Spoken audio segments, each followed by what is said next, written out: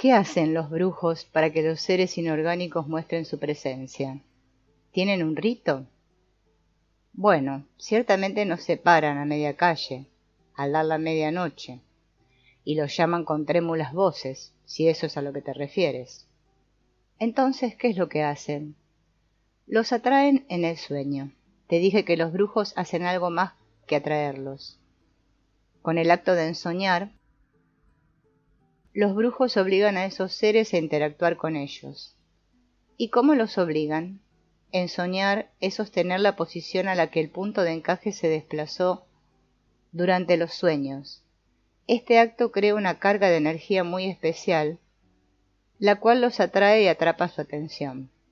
Es como poner cebo en un anzuelo. Los peces se van tras él. Al llegar a las dos primeras compuertas del ensueño y al cruzarlas, los brujos les tiran el anzuelo a esos seres y los obligan a presentarse. Al cruzar la segunda compuerta, les hiciste saber que estás en subasta. Ahora debes esperar a que te den una señal de su parte. ¿Qué clase de señal, don Juan? Posiblemente la aparición de uno de ellos, aunque me parece demasiado pronto para eso. Soy de la opinión que su señal va a ser simplemente una interferencia en tus sueños. Creo que los sobresaltos de miedo que estás experimentando últimamente no son indigestión, sino sacudidas de energía que te producen los seres inorgánicos. ¿Qué debo hacer, don Juan?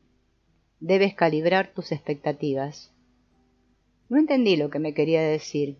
Me explicó cuidadosamente que nuestra expectativa normal, cuando interactuamos con nuestros semejantes o con otros seres orgánicos, es obtener una respuesta inmediata a nuestro deseo de interacción. Con los seres inorgánicos, esa expectativa nuestra debe ser recalibrada, puesto que están separados de nosotros por una formidable barrera, energía que se mueve a una velocidad diferente. Los brujos deben considerar esta diferencia y alargar la duración de su deseo de interactuar con ellos y sostenerlo durante todo el tiempo que sea necesario. Los brujos llaman a esto recalibrar sus expectativas, y el ensueño es el medio ideal para lograrlo. ¿Quiere usted decir, don Juan, que en la práctica del ensueño debe ser incluido el deseo de interactuar con ellos? La práctica del ensueño es el único modo de interactuar con ellos. Para lograr un perfecto resultado a la práctica se debe agregar el intento de alcanzar a esos seres inorgánicos. Pero, al alcanzarlos con una sensación de poder y confianza, con una sensación de fuerza, de desapego, y se deben evitar a toda costa sensaciones de miedo o morbosidad. Son bastante mórbidos de por sí. Aumentar su morbosidad con la nuestra es una imbecilidad. Estoy un poco confundido, don Juan, acerca de cómo se le aparecen a los brujos. ¿Cuál es esa manera particular de manifestarse que usted mencionó? Se materializan, a veces en el mundo diario, delante de nosotros. La mayoría de las veces su presencia es invisible y se caracteriza por una sacudida del cuerpo entero, una especie de estremecimiento que sale desde el tuétano. ¿Pasa lo mismo durante el ensueño? Durante el ensueño ocurre lo opuesto.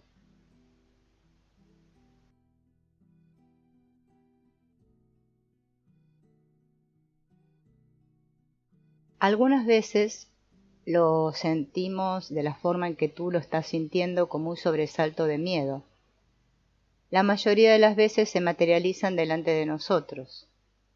Puesto que normalmente no tenemos ninguna experiencia con ellos, en las primeras etapas del ensueño nos pueden saturar con un miedo más allá de toda medida, un verdadero peligro para nosotros.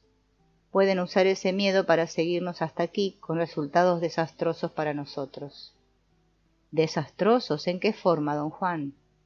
El miedo se nos puede pegar tan profundamente que tendríamos que ser muy abusados para salirnos de él. Los seres inorgánicos pueden ser peor que la peste. Con el miedo que nos hacen sentir, pueden fácilmente volvernos locos de remate. ¿Qué es lo que los brujos hacen con los seres inorgánicos? En los tiempos actuales nada. En los tiempos antiguos se asociaban con ellos. Los convertían en aliados. formaban alianzas y creaban extraordinarias amistades. Yo le llamo a eso absurdas empresas en las que la percepción desempeñaba un papel predominante. Somos seres sociables. Inevitablemente buscamos la compañía de seres conscientes. El secreto es no temer a los seres inorgánicos, y esto se debe hacer desde el principio. El intento con el cual se les debe encarar es de poder y de abandono. En ese intento se debe codificar el siguiente mensaje: no te temo, ven a verme. Si lo haces te daré la bienvenida. Si no quieres venir te voy a extrañar. Con un mensaje como este les entra tanta curiosidad que no pueden dejar de venir. ¿Por qué habría yo de buscarlos, don Juan? ¿O por qué razón habrían ellos de venir a mí?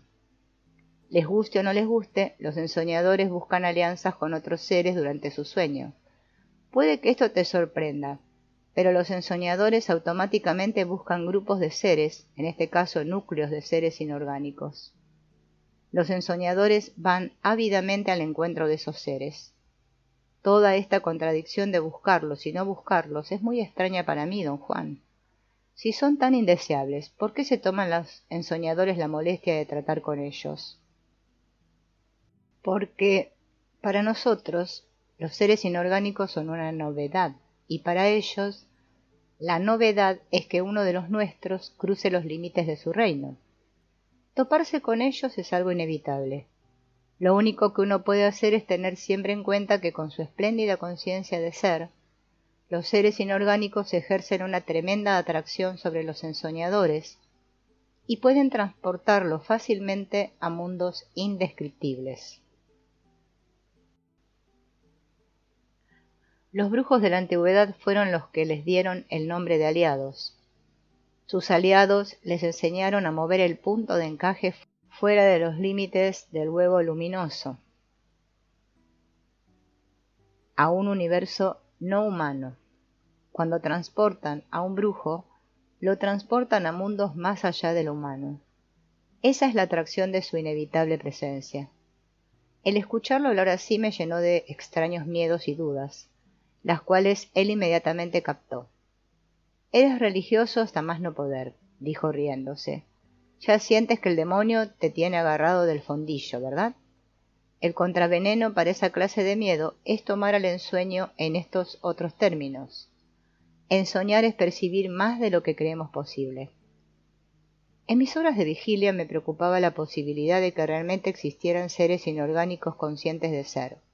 Sin embargo, cuando ensoñaba, mis preocupaciones conscientes se esfumaban. Por otro lado, las sacudidas de miedo que sentía continuaron. Cuando ocurrían, una extraña calma siempre venía enseguida. Una apaciguadora calma que me hacía sentir como si el miedo no existiera en absoluto. En mis prácticas de ensueño en ese entonces, cada adelanto que experimentaba ocurría repentinamente sin previo aviso. La presencia de seres inorgánicos en mis sueños no fue una excepción. Ocurrió una vez que estaba soñando en el circo de mi niñez. La escena era la de un pueblo, en unas montañas que parecían ser las de Arizona. Empecé a observar a la gente, con la vaga esperanza de ver otra vez a aquellos que vi la primera vez que don Juan me hizo entrar en la segunda atención. Al quedarme observándolos, sentí de repente una gran sacudida nerviosa, como un puñetazo en la boca del estómago. El golpe me distrajo y perdí de vista a la gente, al circo y al pueblo en las montañas de Arizona. En su lugar había dos figuras de aspecto extraño. Eran delgadas, de menos de 30 centímetros de ancho, pero largas, quizá de 2 metros de alto. Estaban flotando amenazadoramente por encima de mí, como dos gigantescas lombrices. Yo sabía que estaba soñando, pero también sabía que estaba viendo. Don Juan me había explicado en mi estado normal de conciencia, al igual que en la segunda atención, todo lo referente a ver. A pesar de que yo era aún incapaz de ver, comprendía, sin embargo, la idea de percibir energía directamente. En ese ensueño, viendo esas dos extrañas apariciones, llegué a la conclusión de que estaba viendo la esencia energética de algo increíble.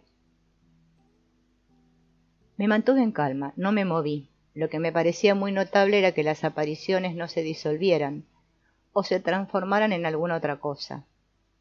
Lo que tenía frente a mí eran dos seres poseedores de la cohesión necesaria para retener su forma de vela. Algo en ellos forzaba a algo en mí a mantener mi atención de ensueño enfocada en esas formas. Yo sabía eso porque definitivamente sentía que si yo no me movía, ellos tampoco se moverían. Al momento de despertarme de súbito me sentí inmediatamente acosado por el miedo. Una profunda preocupación me invadió por completo. No era una preocupación psicológica, sino más bien una sensación corporal de angustia, una tristeza sin aparente razón. A partir de esa ocasión, las dos extrañas figuras aparecieron en todas mis sesiones de ensueño. Llegó un momento en el que parecía como si yo únicamente ensoñara para encontrarlas. Jamás intentaron acercarse a mí o interferir conmigo en absoluto. Simplemente se mantenían erguidas e inmóviles frente a mí, a veces por todo el tiempo que mi sueño durara. Su presencia era tan intensa que nunca hice un esfuerzo para cambiar de ensueño. Y llegué al punto de hasta olvidarme del propósito original de mi práctica de ensueño.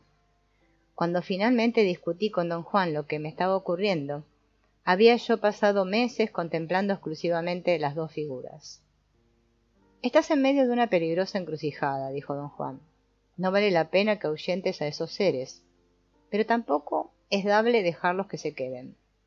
Ahorita su presencia es un obstáculo para ensoñar». «¿Qué puedo hacer, don Juan?» «Encararlos, hoy mismo, aquí en el mundo, y decirles que regresen luego cuando tengas más atención de ensueño». «¿Cómo se les encara?» «No es fácil, pero se puede hacer. Lo que se requiere es tener suficientes agallas y por supuesto que las tienes». Sin esperar a que le dijera que yo no tenía agallas en lo más mínimo, me llevó a unas montañas muy cerca de su casa. En ese entonces él vivía en el norte de México y me había dado la total impresión de ser un brujo solitario, un viejo completamente fuera de la corriente de eventos mundanos diarios, y a quien todos habían olvidado. No obstante, yo había llegado a la velada conclusión de que él poseía una inteligencia privilegiada. Y solo por ello yo estaba dispuesto, aunque siempre bajo protesta, a cumplir con lo que creía eran sus meras excentricidades. La habilidad de los brujos cultivada a través de siglos de práctica era la marca distintiva de don Juan. Hacía modos de que yo entendiera todo lo que pudiera en mi estado de conciencia normal y al mismo tiempo se aseguraba de que yo entrara en la segunda atención, donde entendía, o por lo menos escuchaba apasionadamente todo lo que él me enseñaba. De esta manera me dividió en dos. En mi estado de conciencia normal no podía entender por qué o cómo estaba yo dispuesto a tomar sus excentricidades en serio. En la segunda atención todo me era perfectamente natural, aunque no del todo comprensible. Respecto a la segunda atención, su punto de vista era que ésta es asequible a todos nosotros, pero que al aferrarnos testarudamente a nuestros defectuosos razonamientos, algunos de nosotros, más ferozmente que otros, mantenemos la segunda atención a distancia.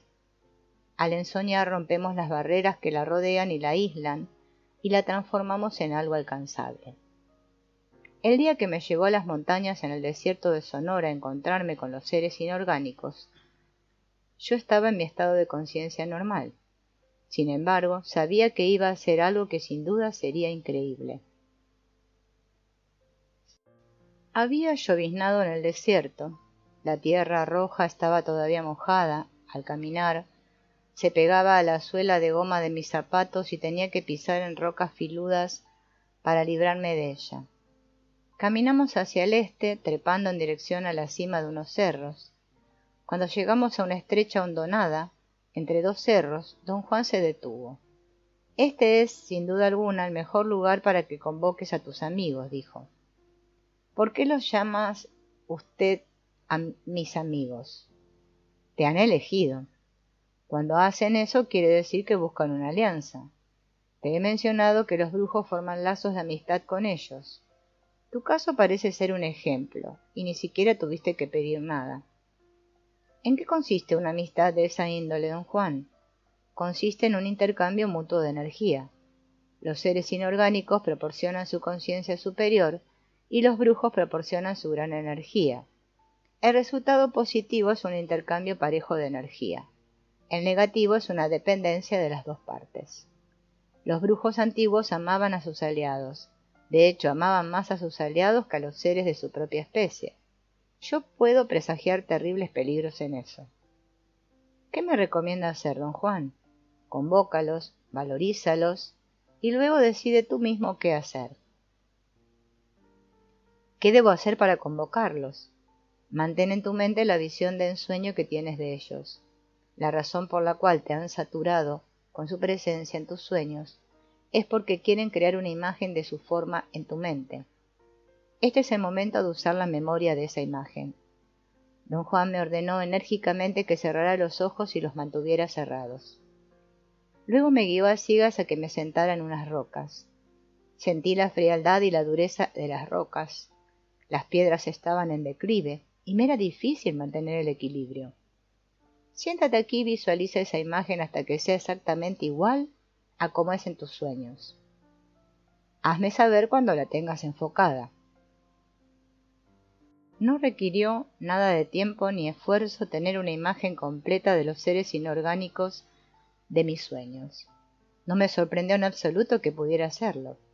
Lo extravagante era que yo estaba despierto, podía escuchar todo, pero a pesar de que traté desesperadamente de hacer saber a don Juan que ya tenía la imagen en mi mente, no pude ni abrir los ojos ni decir palabra alguna.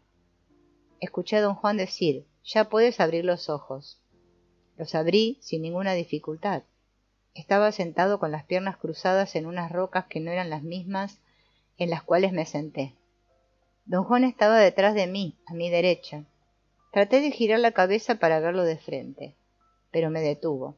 Ante mí vi dos figuras oscuras, como dos troncos delgados de árbol. Me les quedé viendo con la boca abierta. No eran tan altos como en mis sueños. Se habían encogido a la mitad de su tamaño. En lugar de ser formas de luminosidad opaca, ahora eran dos palos amenazadores, condensados y oscuros, casi negros. «Párate y agarra a uno de ellos», me dijo don Juan, «y no lo sueltes, aunque parezca que te está matando a sacudidas». Yo no quería de ninguna manera hacer nada de eso, pero un extraño impulso me hizo ponerme de pie contra mi voluntad. En ese momento tuve la certeza de que terminaría haciendo lo que él me ordenara, sin tener la menor intención consciente de hacerlo. Avancé mecánicamente hacia las dos figuras. El corazón me palpitaba tan fuerte que parecía salírseme del pecho. Agarré a la figura que estaba a mi derecha.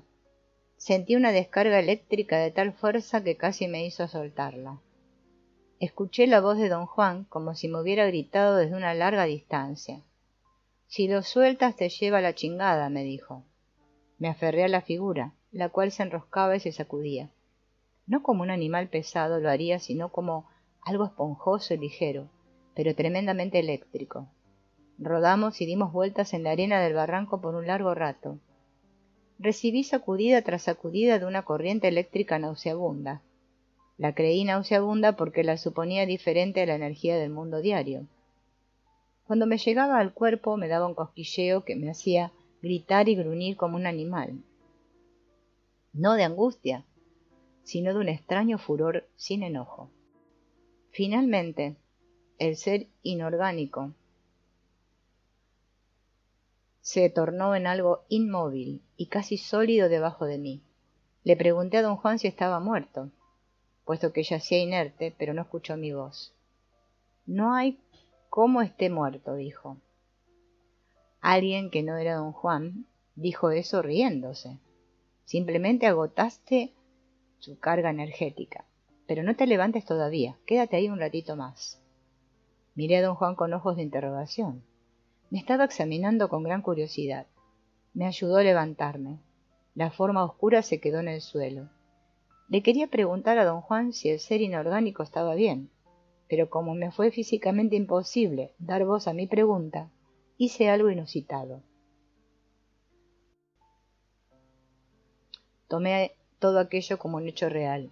Hasta ese momento mi mente se salvaguardó tras la idea de que todo se trataba de un sueño inducido por las maquinaciones de don Juan. Me dirigí a la forma que yacía en el suelo y la traté de levantar. No tenía masa, no la pude agarrar. Esto me desorientó. La voz, que no era la de don Juan, me dijo que me acostara encima del ser inorgánico. Lo hice, y ambos nos levantamos de un solo golpe. El ser inorgánico estaba pegado a mí como una sombra. Se separó lentamente de mí y desapareció, dejándome con una extremadamente placentera sensación de plenitud. Volvimos a la casa de don Juan en total silencio, y allí me quedé adormecido. El adormecimiento me duró más de 24 horas. Me pasé la mayor parte del tiempo semidormido. De vez en cuando don Juan me inspeccionaba y me hacía la misma pregunta. La energía del ser inorgánico era como agua, como fuego. Traté inútilmente de hablar. Mi garganta parecía estar socarrada, y no le podía decir que había sentido sacudidas de energía como chorros de agua electrificada. No estoy seguro si es posible producirlos o sentirlos.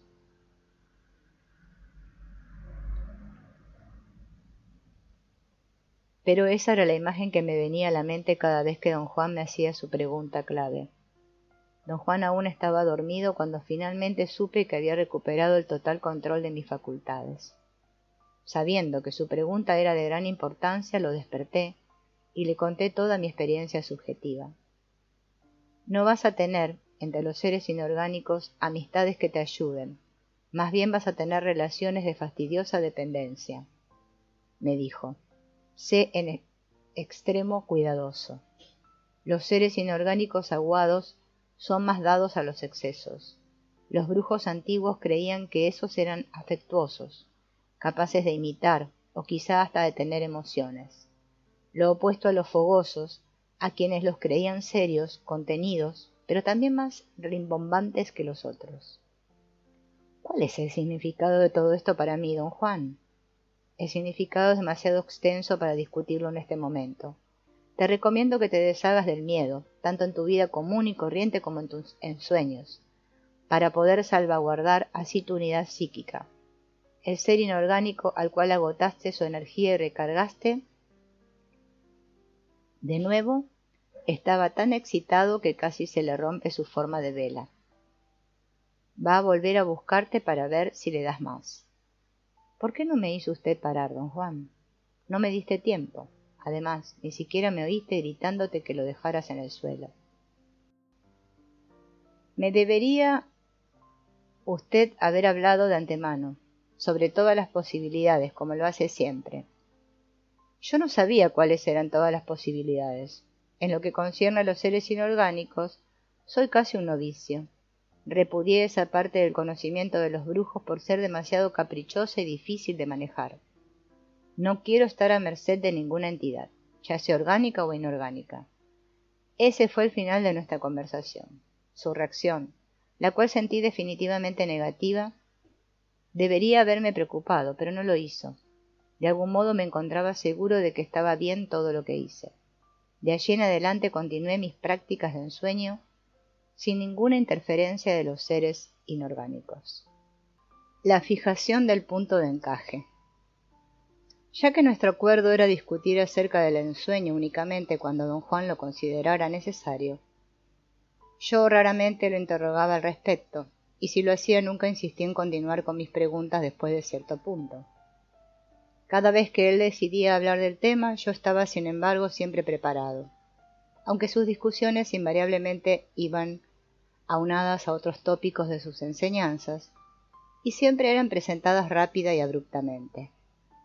Una vez en su casa, durante una conversación no relacionada con el ensueño, don Juan comentó que los brujos antiguos, mediante sus contactos con los seres inorgánicos, adquirieron una enorme experiencia en el manejo del punto de encaje, un tema que clasificó como inmenso y nefasto.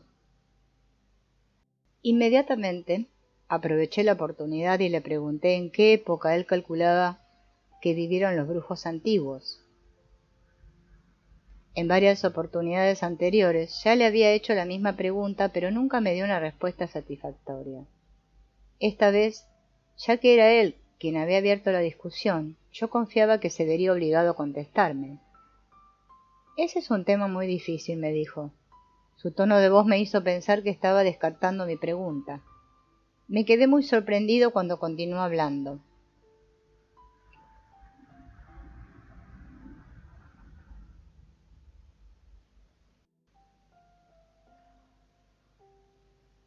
Es un tema tan abrumador para la razón como el de los seres inorgánicos. Por cierto, ¿qué es lo que piensas de ellos ahora?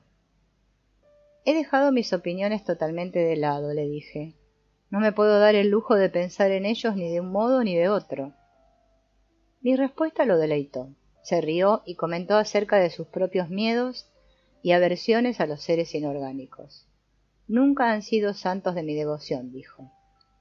Por supuesto que la razón principal fue el miedo que les tenía. No fui capaz de vencerlo cuando lo debería haber hecho, y ahora es muy tarde. ¿Todavía les tiene miedo? ¿Hoy en día, don Juan? Lo que siento no es exactamente miedo, es más bien repugnancia. No quiero tener nada que ver con ellos. ¿Hay alguna razón en particular para que sienta usted esa repugnancia? La mejor razón del mundo: somos antitéticos. A ellos les encanta la esclavitud y a mí la libertad. A ellos les encanta comprar, pero yo no vendo. Me puse inexplicablemente agitado y le dije bruscamente que nuestra conversación me parecía tan estrafalaria que yo no podía tomarla en serio. Me miró fijamente y dijo sonriendo: lo mejor que uno puede hacer con los seres inorgánicos es lo que tú haces: negar su existencia y al mismo tiempo visitarlos.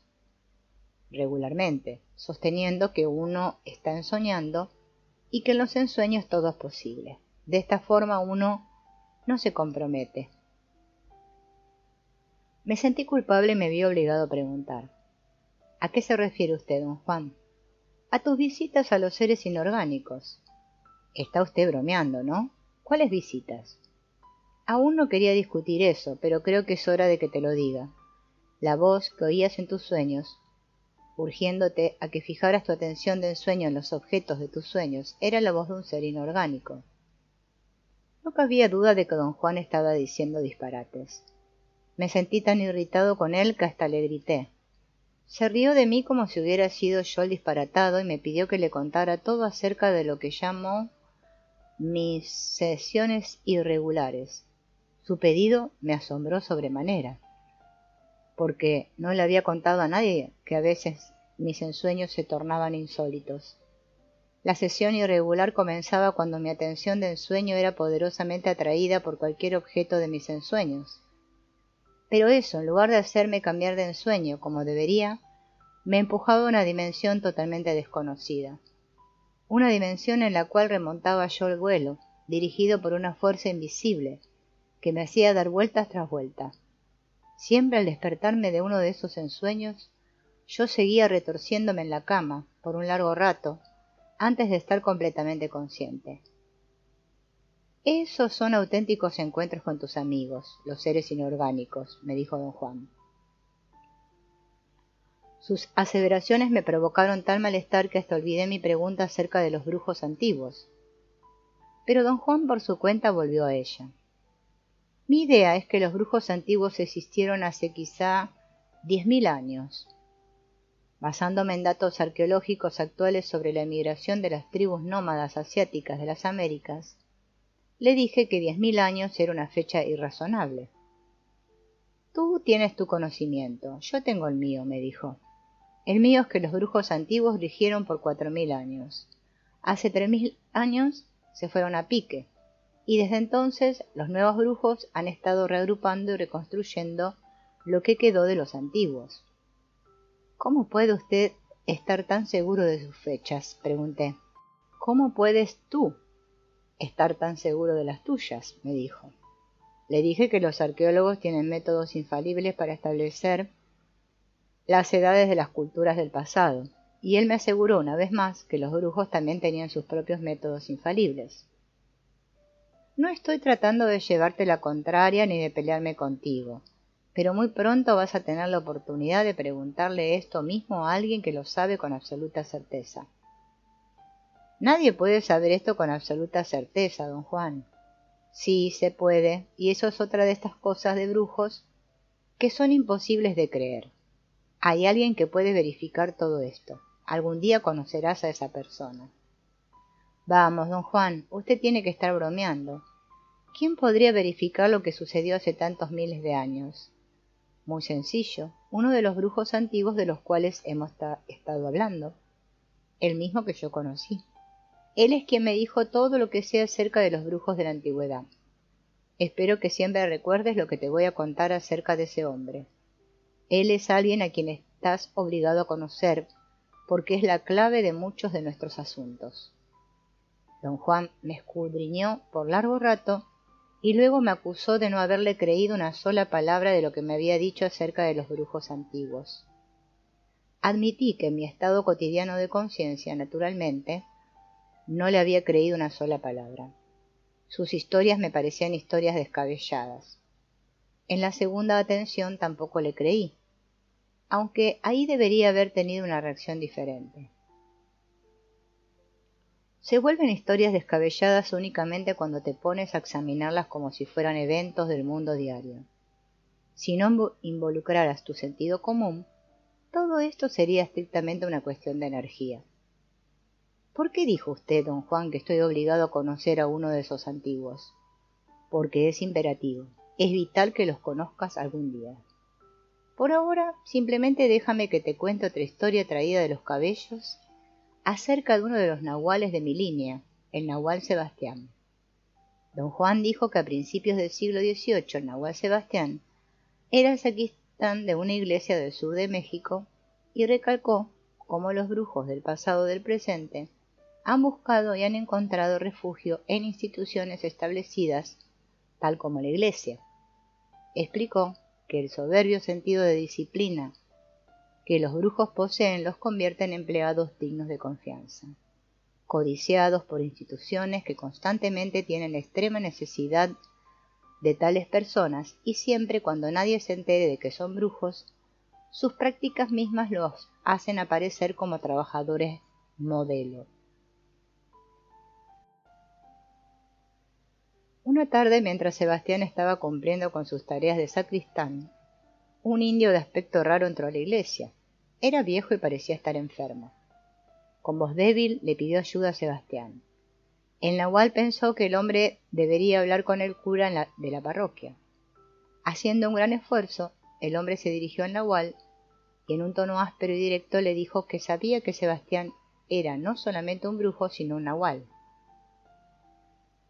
Sebastián, bastante alarmado con el repentino giro de los acontecimientos, llevó al indio hacia un lado, más privado, y lo recriminó por su osadía. El hombre le contestó que estaba ahí para obtener ayuda, no para dar o pedir disculpas. Necesitaba la energía del nahual para mantener su vida, la cual, le aseguró a Sebastián, había durado miles de años, pero en ese momento se desvanecía. Sebastián, quien era un hombre muy inteligente, no se encontraba dispuesto a escuchar tales disparates. Instigó al viejo indio a que se dejara de tonterías. El indio se enojó y lo amenazó con delantarlo a él y a su grupo a las autoridades eclesiásticas a menos que accediera a su pedido. Don Juan me recordó que en esos tiempos las autoridades eclesiásticas erradicaban brutal y sistemáticamente las prácticas religiosas autóctonas de los indios del Nuevo Mundo. La amenaza del indio no era algo que Sebastián pudiera tomar a la ligera. El nahual y su grupo realmente se hallaban en peligro mortal. Sebastián le preguntó al indio cómo podría darle energía. El hombre explicó que los nahuales almacenan en sus cuerpos una peculiar energía producto de su disciplina y que él era capaz de sacarla a través de un centro energético que todos nosotros tenemos en la región umbilical. Le aseguró a Sebastián que no sentiría dolor alguno y que a cambio de su energía podría no solo continuar sano y salvo en sus actividades, sino que también obtendría un regalo de poder. Al nahual Sebastián no le cayó nada bien el haber entrado en tratos con ese indio, pero el hombre fue inflexible y no le dejó otra salida más que cumplir con sus deseos. Don Juan comentó que el indio no estaba en lo absoluto exagerando acerca de lo que afirmó. Verdaderamente era uno de los brujos de la antigüedad, conocidos como los desafiantes de la muerte. Aparentemente había sobrevivido hasta el presente por medio de maniobras que solo él podía realizar. Lo que aconteció entre Sebastián y aquel hombre se convirtió en la base de un acuerdo que ligó a los 6 nahuales que siguieron a Sebastián. El desafiante de la muerte mantuvo su palabra a cambio de la energía que obtuvo de cada uno de esos hombres. Les hizo a cada uno de ellos una donación, un regalo de poder, y Sebastián fue el primero en recibirlo. Todos los demás, por el contrario, aceptaron gustosamente sus regalos. Don Juan concluyó su historia diciendo que los nahuales de su línea cumplieron con ese convenio por más de 200 años, creando así una relación simbiótica que cambió el curso y el objetivo final de su linaje, y que en el transcurso del tiempo, el desafiante de la muerte llegó a ser conocido como el inquilino. Don Juan no explicó nada más acerca de esta historia, pero me quedé con una extraña sensación de veracidad que me molestó más de lo que yo pudiera haber imaginado. ¿Cómo pudo ese hombre sobrevivir por tanto tiempo?, le pregunté. Nadie lo sabe. Todo lo que sabemos de él es lo que él nos dice. El desafiante de la muerte es a quien le pregunté sobre los brujos de la antigüedad, y es él quien me dijo que llegaron a su final hace 3000 años. ¿Está usted seguro de que le estaba diciendo la verdad, don Juan? Don Juan me miró con ojos de asombro. Cuando uno está allí frente a ese inconcebible desconocido, señalando a su alrededor, uno no se sale con mentiras pinches. Esas mentiras son para la gente que no sabe, lo que está allá esperándonos. ¿Y qué es lo que está esperándonos? Su respuesta, al parecer, se me hizo más aterrorizante que una descripción de algo horrendo. Lo enteramente impersonal, me dijo. Se debe de haber dado cuenta de mi estado de ánimo y me hizo cambiar de niveles de conciencia para que mi miedo se desvaneciera. Unos meses más tarde, mi práctica de ensueño tomó un giro inusitado. En mis ensueños empecé a obtener respuestas a preguntas que estaba planeando hacerle. Lo más raro de esta extraña situación fue que en un santiamén me empezó a ocurrir lo mismo cuando estaba despierto. Un día recibí respuesta a una pregunta acerca de la realidad de los seres inorgánicos. Los había ensoñado tantas veces que empecé a creer que realmente existían. Tenía muy en cuenta el haber tocado a uno de ellos en ese estado de conciencia seminormal, y además, en mis ensueños periódicamente entraba en mundos que yo seriamente dudaba fueran producto de mi imaginación. Por ello, quería hacerle a don Juan una pregunta concisa. La formulé en mi mente. Si los seres inorgánicos son reales, ¿en qué parte del universo está el reino donde ellos existen? Después de repetir la pregunta en mi mente, escuché una risa extraña, igual a la que había escuchado el día que forcejeé con el ser inorgánico. Luego una voz de hombre me contestó. Ese reino existe en una posición particular del punto de encaje, de la misma forma en que tu mundo existe en la posición habitual del punto de encaje. Lo que menos quería era entablar un diálogo con una voz incorpórea. Me levanté de un salto de donde estaba sentado y salí corriendo fuera de la casa. Pensé que me estaba volviendo loco, una preocupación más que añadir a mi colección de preocupaciones. La voz fue tan clara y autoritaria que no solamente me intrigó, sino que me aterrorizó. Esperé con nerviosismo total el próximo asalto de esa voz, pero eso nunca se repitió. En la primera oportunidad que tuve, consulté con don Juan. No quedó en lo más mínimo impresionado. Me dijo, debes entender de una vez por todas que cosas como estas son muy normales en la vida de un brujo. No estás enloqueciendo, simplemente oíste la voz del emisario del ensueño. Al cruzar la primera o la segunda compuerta del ensueño, los ensoñadores llegan a una fuente universal de energía y empiezan a ver cosas o escuchar voces. Realmente no son voces, es una sola voz. Los brujos la llaman la voz del emisario de ensueño. ¿Qué es el emisario de ensueño? Es una carga de energía diferente a la nuestra. Una energía forastera que pretende ayudar a los ensoñadores diciéndoles cosas.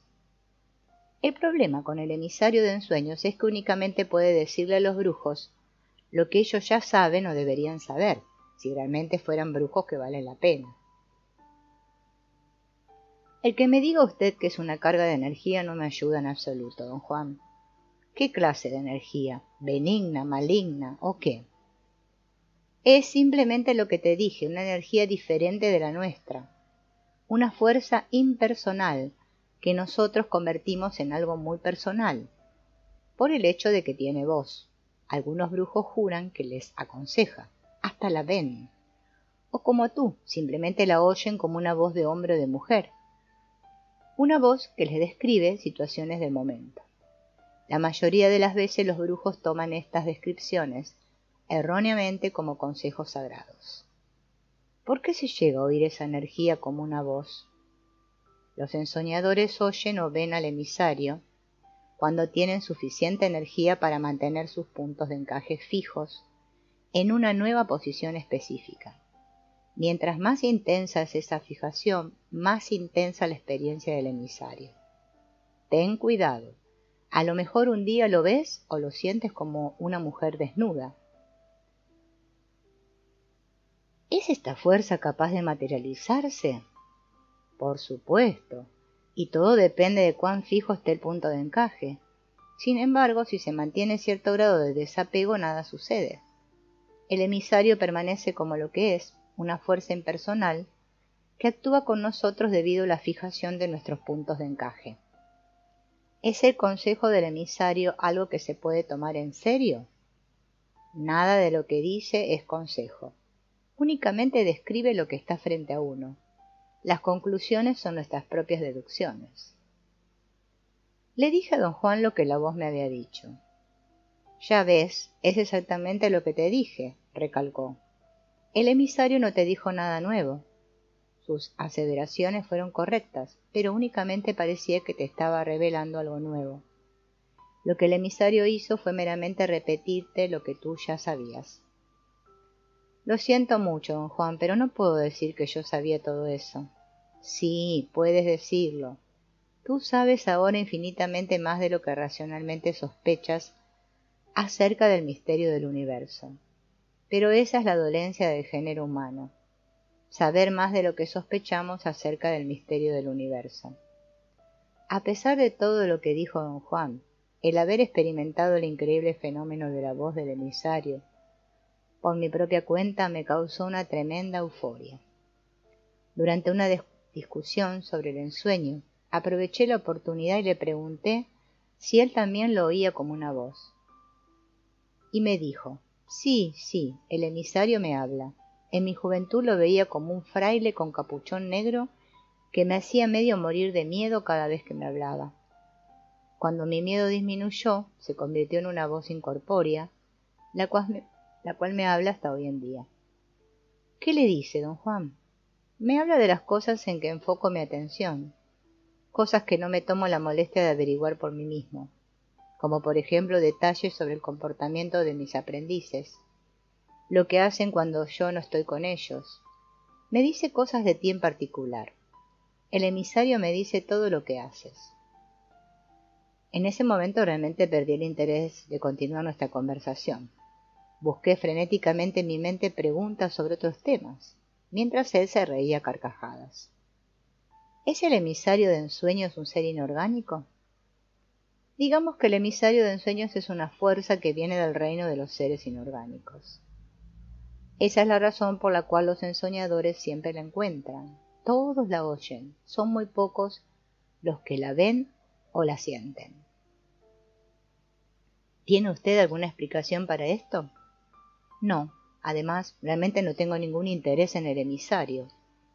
En un determinado momento de mi vida tuve que decidir entre concentrarme en los seres inorgánicos y seguir los pasos de los brujos antiguos o renunciar a todo eso. Mi maestro, el Nahual Julián, me ayudó a rechazar todo eso. Nunca me he arrepentido de esa decisión. ¿Cree usted que yo también debería rechazar todo esto, don Juan? En lugar de contestarme, me explicó que el reino entero de los seres inorgánicos está siempre dispuesto a enseñar.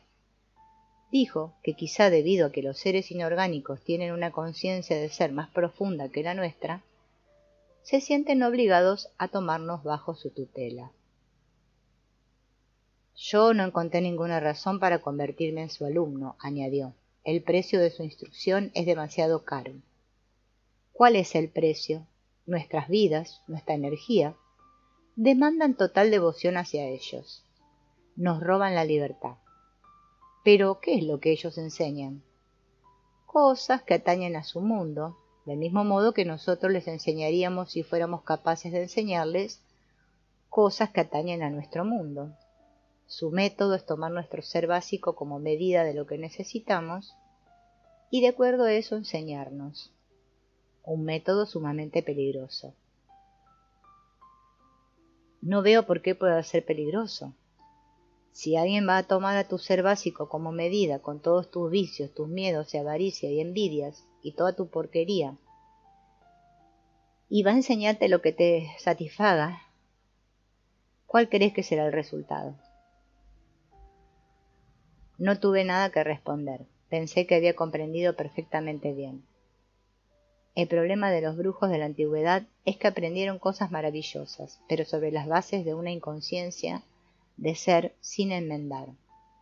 Los seres inorgánicos realizaban las acciones prácticas necesarias para lograr una u otra cosa, y así con ejemplos guiaban a los brujos antiguos paso a paso a copiar esas acciones, sin que cambiaran en absoluto nada de su naturaleza básica.